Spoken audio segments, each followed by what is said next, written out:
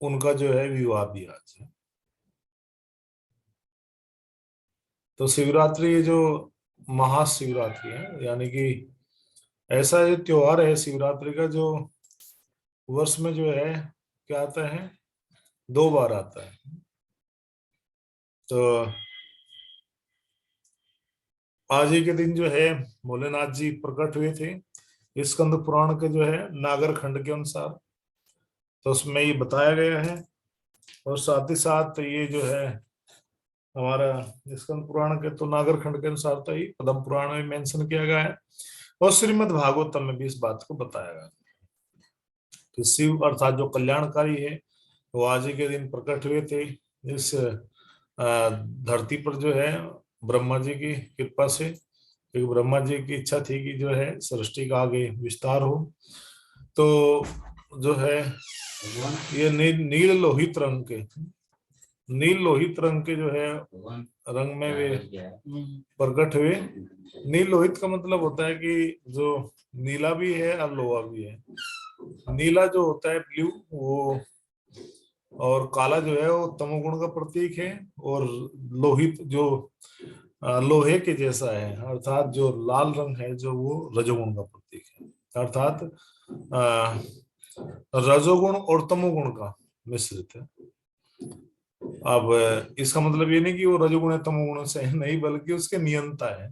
तमोगुणी जो लोग है भूत प्रेत है उनके नियंता, उनका कंट्रोलर है। तो प्रकट हुए, ब्रह्मा जी ने कहा कि बेटा आप सृष्टि का विस्तार कीजिए। तो इन्होंने अपने भूत प्रेतों की जो सृष्टि की, लेकिन जो सृष्टि थी वो उसमें एक बड़ी समस्या ये आई कि वो जब भूत प्रेत उत्पन्न हुए तो वे कुछ समय बाद जब ब्रह्मा जी को ही मारने के लिए दौड़े, उनको खाने के लिए दौड़े, इनकी बनाई गई जो सृष्टि थी। अब ब्रह्मा जी घबराए बेचारे हैं, ब्रह्मा जी ने भगवान से कहा मेरी रक्षा करो। तो भगवान ने अपना सुदर्शन चक्र छोड़ा, लेकिन उनका कुछ नहीं बिगड़ पाया। क्यों नहीं बिगड़ पाया? क्योंकि उन्होंने जो है कंठी माला धारण की थी। कंठी माला धारण करने का मतलब ये था कि वे सुदर्शन चक्र के द्वारा उनकी मृत्यु नहीं है। वैष्णव तिलक भी धारण किया है, क्योंकि कंठी माला और वैष्णव तिलक हटाया गया तब उनको जो है सफाया किया गया। अर्थात कभी कभी सृष्टि में भोलेनाथ जी की जो सृष्टि है उसके द्वारा भी क्या हुआ, जो है देवताओं के लिए, ब्रह्मा जी के लिए जो है क्या होगी, समस्या उत्पन्न होगी। तब बाद में फिर उनसे कहा कि भोलेनाथ जी आप जो है तपस्या कीजिए, भजन कीजिए। अब भोलेनाथ जी आराम से बैठ करके अब तपस्या करते हैं, तो मुद्रा भाव है, वो उन्होंने अपना आराम से बैठ करके भजन करते, राम राम राम राम का भजन करते हैं। और ये सदाशिव जो सदाशिव जो लोक है, वो सदाशिव जो हमेशा अमर रहते हैं, और जब सृष्टि का विनाश हो जाता तब भी शिव जी ये शरीर नहीं छोड़ते, इसलिए शिव तत्व कहलाते हैं। तो उस समय पश्चात जब वो बैठे थे ध्यान में, तो राजा हिमाचल, हिमाचल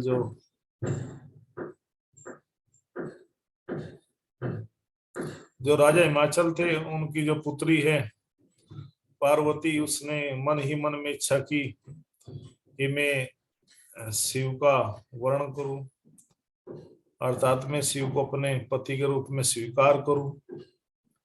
लेकिन जो है कुछ समय के पश्चात क्या हुआ कि उन्होंने जो है तपस्या की, तो शिव जी ने मना कर दिया। तो उन्होंने फिर बहुत जो है अच्छी जो है मतलब प्रकार से जो है शिव जी को मनाया। अतः शिव जी को ये सब बताया गया कि जो है ये देवी पार्वती जो है सभी जो देवता थे उन सबकी इच्छा थी कि जो है शिव जी का विवाह हो, ताकि भाई लॉकडाउन लगा हुआ है, बहुत दिन से बारात भी नहीं हुई है। अब बहुत दिन से यदि बारात नहीं हुई है तो भैया चलो, देवता तो कहीं ना कहीं स्वार्थी ही है। क्योंकि स्वार्थी क्यों है? क्योंकि शिव जी का विवाह ही पक्का कर दिया, सब कुछ इंद्र वरुण सबने जा करके, लेकिन ये नहीं बताया कि दूल्हा करता क्या है। और देवता सब जा करके अपने अपने ब्यूटी पार्लर में सब लोगों की तरह से अपना आप क्या कर लिया, खूब श्रृंगार कर लिया। जब सब लोगों ने अच्छी तरह खूब श्रृंगार कर लिया, लेकिन शिव जी को नहीं नहीं सजाया। अब शिव जी के जो गुण है बेचारे, वो सोचने लगे, देखो कितने स्वार्थी है देवता, इन्होंने हमारे स्वामी को तो नहीं सजाया, हमारे स्वामी का किसने श्रृंगार ही नहीं किया, चलो अपने स्वामी जी का हम खुद श्रृंगार कर देते हैं। तो देवता तो सज धज करके पहले ही तैयार थे। अब बेचारे भूत प्रेत, उनको क्या पता शिव के गणों को भाई कैसे सजाते हैं। किसी के दिमाग में आइडिया आ कि चलो देखते हैं कौन सा सुंदर पाउडर मिलेगा, तो गए शमशान में, जल्दी ताजा ताजा मुर्दा जला था, उसकी गरम गरम राख लाए भर करके, और ऐसे फेंक दी गरम गरम है। शिव जी ऊपर कहा कि चलो हो गया स्नान, बोला हो गया, बोला हाँ चलो जी। एक गण ने जो है कहा कि अब जो है मुकुट भी बनाना पड़ेगा, जो सहरा बनता है दूल्हे का। सहरा सुहाना लगता है, अब दूल्हे का सहरा कहाँ से लाए, कोई सोने चांदी का दुल तो नहीं था। तो ये गण ने जय बेचारे ने जय क्या किया, शिव जी का बालों को पकड़ा, ऐसे पकड़ के ऐसे पकड़ ऐसे बांध दिया, तो वो जूड़ा ही बन गया, सर में जूड़ा बन गया शिव जी के, उसी को बांध दिया, चलो भाई हो गया। कहने लगे भाई कुछ बाजू बंद कुछ लाओ, तो सांप पकड़ के लिया है, सांप के बच्चे ऐसे बारीक बारीक सांप ऐसे बांध दिए बाजू बंदा की जगह, चलो जी बिच्छू छोड़ दिए। अब जैसे बारात चलने लगी तो देवताओं ने देखा भैया ये तो भूत प्रेत है, अगर हम इनको जो है ये आगे आगे चलेंगे तो खतरा हो जाएगा, बारात में प्रॉब्लम हो जाएगी। कहीं बाराती जो घराती है, बारात को जो होस्ट करते हैं घराती, जो लड़की के घर वाले हैं, वो कहीं जो है भगा नहीं दे सबको, क्या करिए जाए। तो सब से बोले कि भैया इनको पीछे हटाओ नहीं तो गड़बड़ हो जाएगी। अब इस काम को कौन करे, तो इंद्र बोले कि चलो मैं करता हूँ, तो इंद्र गए भाई ऐसा है तुम पीछे हो जाओ। तो भूत प्रेत बोले अरे बारात हमारी है, हमारे स्वामी की है, और हम ही पीछे हट जाए तो आज के दिन तो हमें जो है, ये कौन भाई बारात हमारी तो कौन, बेगानी शादी में अब्दुल्ला दीवाना, यानी कि शादी हमारे स्वामी की और हमें पीछे हट जाए, ऐसा कैसे हो सकता है। तब इंद्र ने कहा, सोचा भैया इनको ऐसे समझाया जाएगा, बड़े प्यार से कहा कि देखो असल में बात क्या है कि आप सब इतने सुंदर लग रहे हो, कहीं आप लोगों को नजर ना लग जाए, बताइए भूत प्रेत तो क्या नजर लगे किसी की। तो बोले इसलिए हम कह रहे हैं आपसे, बोले हाँ ठीक है ठीक है, अब समझ गए हम लोग, ठीक है तुम चलो आगे। आगे चले गए, बारात चढ़ गई, सब कुछ तैयारी होगी। जैसे ही बारात जो है धीरे धीरे चलने लगी, तो जो है सब देवी देवता सब बारात में सम्मिलित थे। और तो देवताओं की संख्या 33 कोटि है, इतनी संख्या, इतनी बड़ी संख्या देख करके सब लोग हैरान रह गए। तो भैया जो है बोले कि ऐसा है, शिव जी से बोले गण की महाराज ये हमारी संख्या तो छोटी पड़ गई और देवता ज्यादा हो गए, संख्या बढ़ाए तो कैसे बढ़ाए। तो शिव जी ने कहा भाई जितने भी भूत प्रेत है सबको लिया इकट्ठा करके। तो भैया सब जगह जो है मेल व्हाट्सएप फेसबुक है, सब जगह भेज दिया संदेश, सरदार सब जगह पहुंच गए भूत प्रेत। अमेरिका में पहुंच गए, इंग्लैंड यूरोप है, सब जगह दुनिया में जितने शमशान घाट थे वहां पहुंच गए। चलो भाई हे भूत भाई, हमारी भूत भाभी भूतैया बच्चों को लेकर के हमारे भूतनाथ की शादी में सबको पधारना है। वो लिखता है ना कार्ड पर आजकल, मेले चाचा की शादी में जलूल जलूल आना है, न कोई बहाना चलेगा न कोई बहाना है।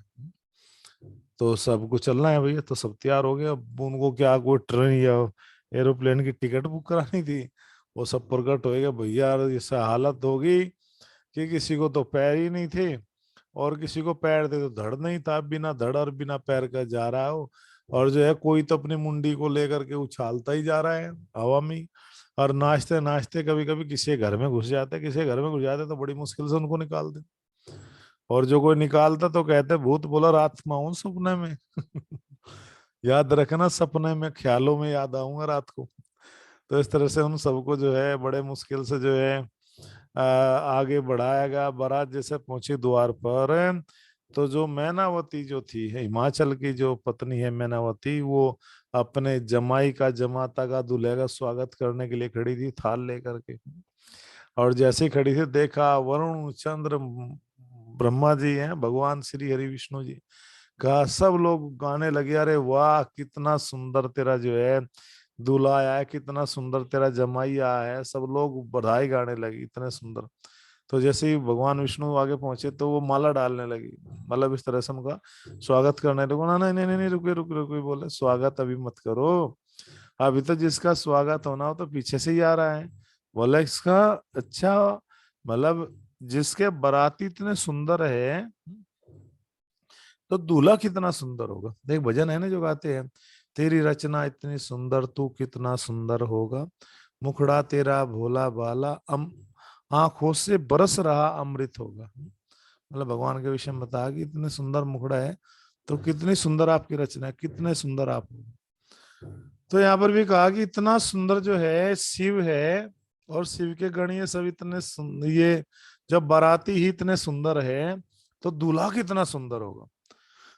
ये कल्पना कर पाना बड़ा मुश्किल था सभी के लिए कि भैया दूल्हा बहुत सुंदर है तो इसका मतलब जो है कुछ ना कुछ जो है विशेष बात है।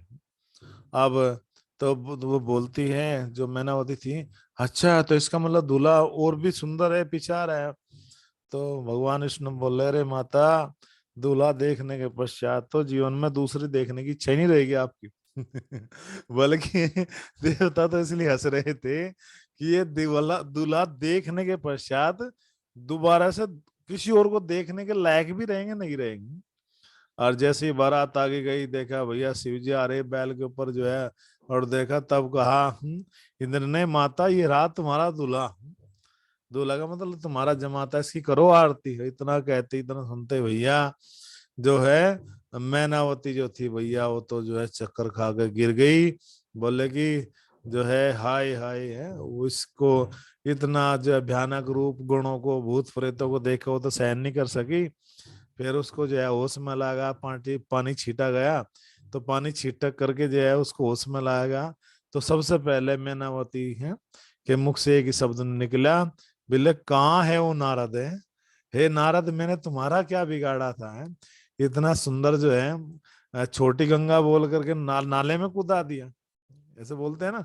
यानी कि इतना सुंदर बता बता के इतने गुणों का बखान किया, और मेरे हाय मेरी बेटी को मैं तो मर जाऊंगा, मैं तो लेकर के नदी में कूद जाऊंगा, लेकिन इसके साथ में अपनी बेटी का विवाह नहीं करूंगी।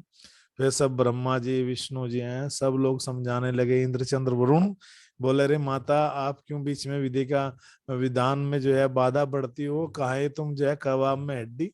यानी कि मतलब जब कहावत है ना कि मियाँ बीवी राजी तो क्या करे काजी। अरे भैया जब तुम्हारी बेटी तैयार बैठी है, तुम्हारी बेटी की इच्छा है वो शादी करना चाहती है, तो तुम क्यों यश नहीं लेना चाहती, चलो कर दो शादी। तब जा करके जो है शिव जी का जो है विचार बड़े मुश्किल से विवाह हो पाया। और जितने भी सब गण थे, जितने भी सब के सब जो है बेचारे से सारे गण देख रहे थे कि भाई किसी तरह से मैं कैसे जो हूँ, मतलब इसको भाई खाने में क्या है वो सब साफ कर दे, जितना भी सब राशन पानी जितना भी सब बना था।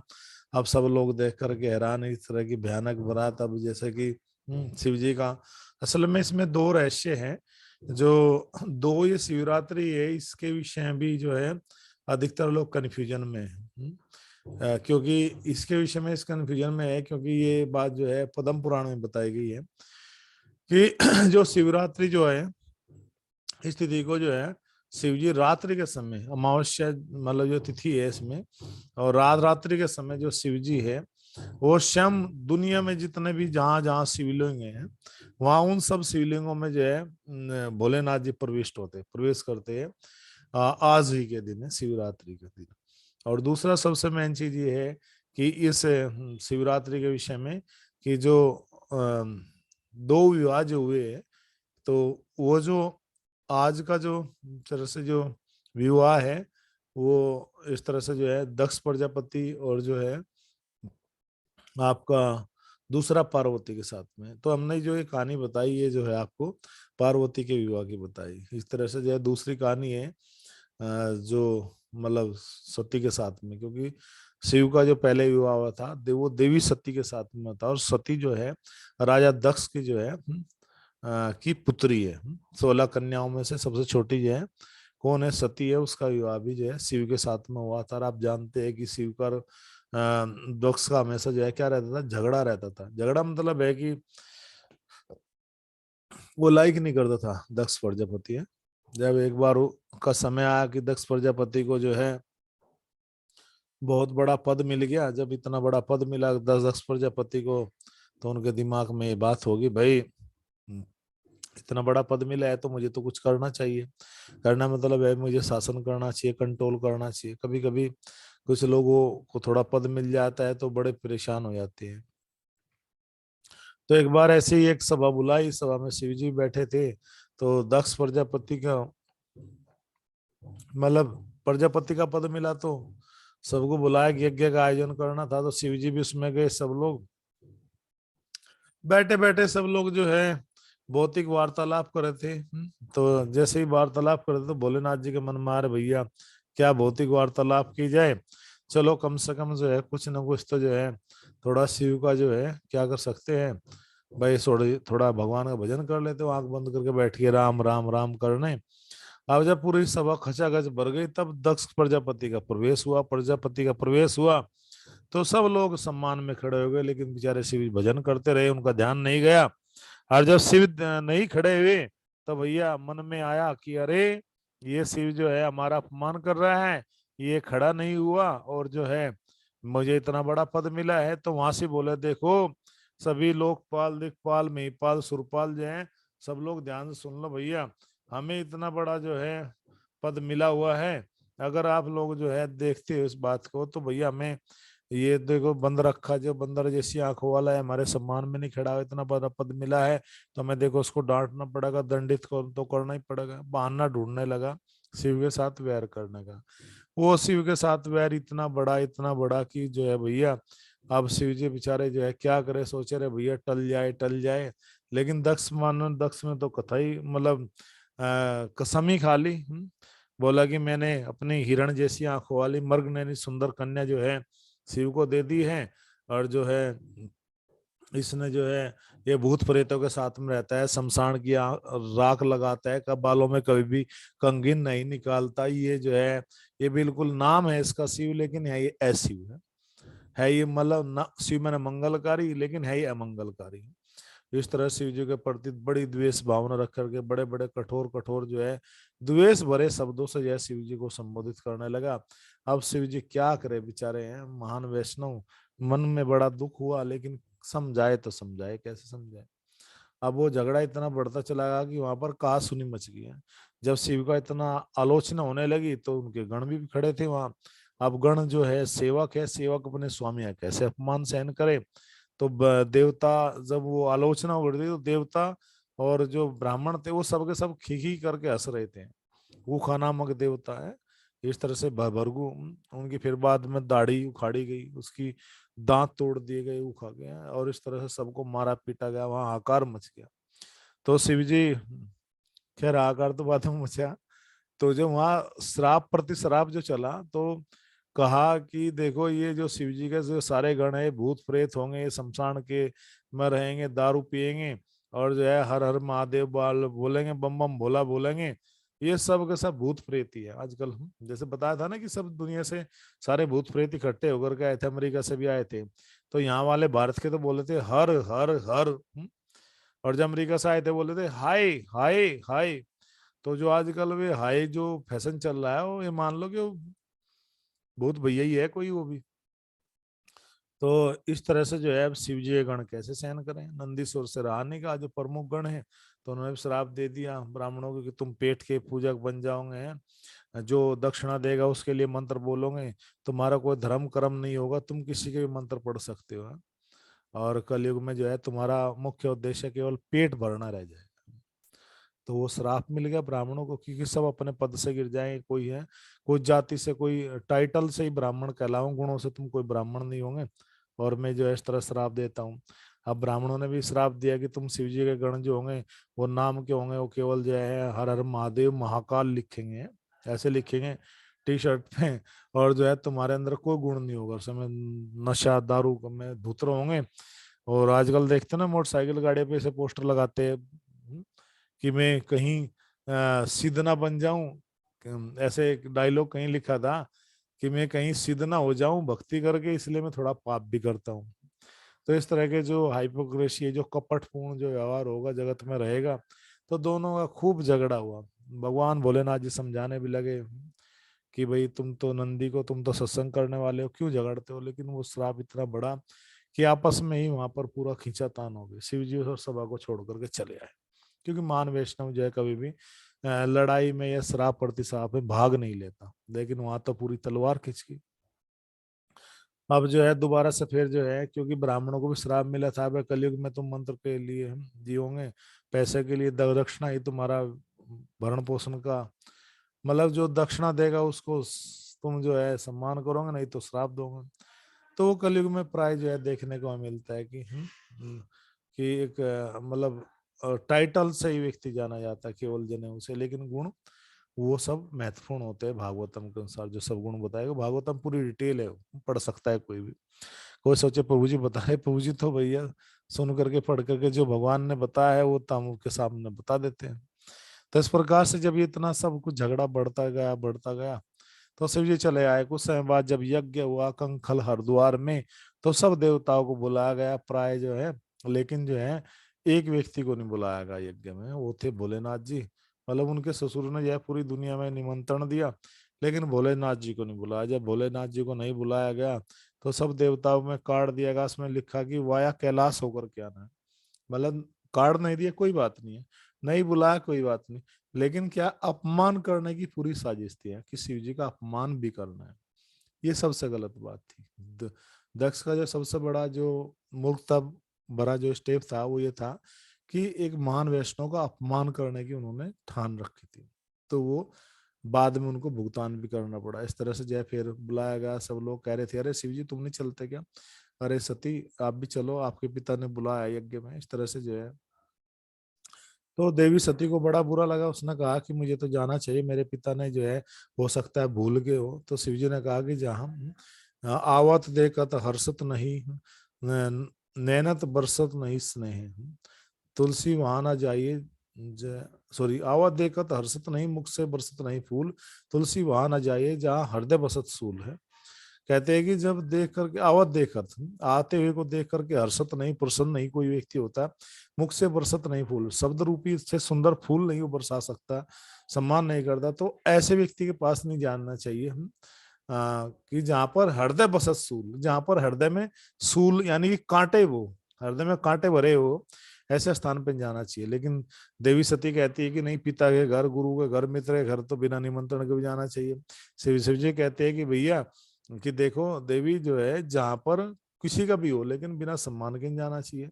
शिव जी आप समझा रहे, लेकिन देवी सती ने तो बिल्कुल जो है ठान ली कि मैं तो जाऊंगी। तो शिव जी ने कहा अपने गणों से, भैया ये तो अब आने वाली नहीं है, पता था कि भैया जाएगी कुछ और होगा वहां। तो उसका सब सामान जो है, मैना तोता खंगा जितना भी सब सौंदर्य प्रसाधन का सामान था देवी सती का, वो सब एक ट्रंक में रख दिया। उनकी प्यारी मैना उनको दे दी, और जो है शिव के गण जो है नंदी बिठा करके उनको लेकर के चले। जब इस वर्ष शिव गण उनको लेकर जा रहे थे, तो वहां पर वे जब यज्ञ में पहुंची, तो सब लोगों ने उनका स्वागत किया। उनकी मौसी, काकी, चाची, ताई, बहन, फूफी, मामी, सब लोग आए थे, पूरा वर्णन है। सबने स्वागत किया, उनकी माँ भी मिली गले से, बड़ी प्रसन्न हुई है। आकुति है, आकुति, देवहूति, प्रसूति है, ये तीन जो है देवी है जो मनुष्य रूपों की संतान है। तो उन्होंने गले लगाया उनकी माँ ने, और सब बहनों ने बड़े प्यार से पूछा। बहनों ने पूछा कि हमारे जीजा नहीं आते क्या, फ्लाइट का टिकट बुक करा के आए हैं क्या। अच्छा सती बताओ, हमारे जीजा जी अभी भी जो है, क्योंकि एक आमोद प्रमोद होता है, एक ये जो है संबंध होता है। तो कहा कि घर में ही रहते हो या आजकल भी शमशान में रहते हो, कुछ जो है पका हुआ ही खाते हो या ऐसे कुछ। उसमें शिव पुराण में तो पूरा वर्णन दिया है, या मांग करके खाते हैं। भोलेनाथ जी कैसे है, बालों में कंघे निकालते नहीं है, कौन सा डिओड्रेंट यूज करते हैं, फेसबुक फेस वॉश वगैरह लगाते हैं, साबुन है कैसे करते हैं, हेयर ऑयल कौन सा यूज करते हैं।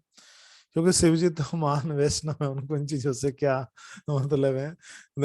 देना राम नाम जप पुनः दिन रापी है। भोलेनाथ जी तो कहते हैं कि उमा तो हे कहो अनुभव अपना, सत हरि भजत जगत जगत सब सपना है। देवी पार्वती को भी यही शिक्षा दी बाद में भोलेनाथ जी ने, कि जो है सत्य हरि भजन है, जगत सपने के समान है।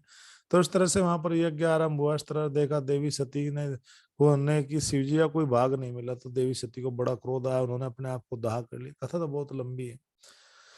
तो और इस प्रकार से देवी सती ने जब अपने दाह कर लिया, उनका शरीर जय जल करके राख हो गया कि मैं सती की जो शिव मंगलकारी है उनसे तुम द्वेष रखते, तुम्हारे प्रति, तुम्हारे हृदय में ऐसी गलत भावना है उनके प्रति, इस तरह से उन्होंने दाह कर लिया। जब शिव जी ने पता लगा, नारद जी गए, नारद जी ने सविस्तार जैसे संदर्भ और व्याख्या करके पूरा बताया कि इस तरह देवी सती ने अपना शरीर छोड़ दिया, इस तरह से उनका अपमान हो, उनको महसूस हुआ।